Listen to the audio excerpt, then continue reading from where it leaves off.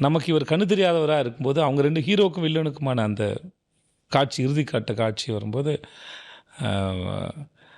Current போயிடும். இப்போ அந்த இடத்துல ஹீரோ வந்து ரொம்ப ஸ்ட்ராங்கானவர். அவர் பிளைண்டாக இருக்குன்னு அவர் ஸ்ட்ராங்காக இருப்பார். இந்த மாதிரி அவர் அந்த கதையை சுவாரஸ்யப்படுத்துறதுக்கு, அந்த இடத்துக்கு கொண்டு போகிறதுக்கு அவர் மெனக்கட்ட விதம் இருக்கு இல்லையா, அது வந்து அப்புறம் நித்யாவோட அவங்க வீட்டில் அது சைக்கிள் தள்ளிட்டு போகிற அந்த புத்தர் சிலை ஒன்று இருக்கும். அந்த ஷாட் வந்து எனக்கு ரொம்ப பிடிச்சிருந்தது. அது கொண்டு போன விதம் வந்து ஒரு மாதிரி ரொம்ப டிவைனாக, ரொம்ப சூப்பராக அந்த மாதிரி நிறையா இருந்தது. அப்புறம் ஹீரோயினுக்கு ஒரு செடி ஒன்று கொடுத்துரு, ஃபஸ்ட்டு பிகினில் காட்டிருப்பாங்க, ஒரு செடி ஒன்று கொடுத்துடுவார். கடைசியில் நமக்கு இவ்வளோ தூரம் காட்டப்பட்ட ஒருத்தர் வந்து கீழே விழும்போது அந்த ஒரு குழந்தையோட உயிர் வந்து அந்த வளர்ந்த உடம்புல சிக்கிட்டு இருந்தது. அது சுதந்திரம் அடைஞ்சது போல் எனக்கு ஒரு ஃபீல் இருந்தது.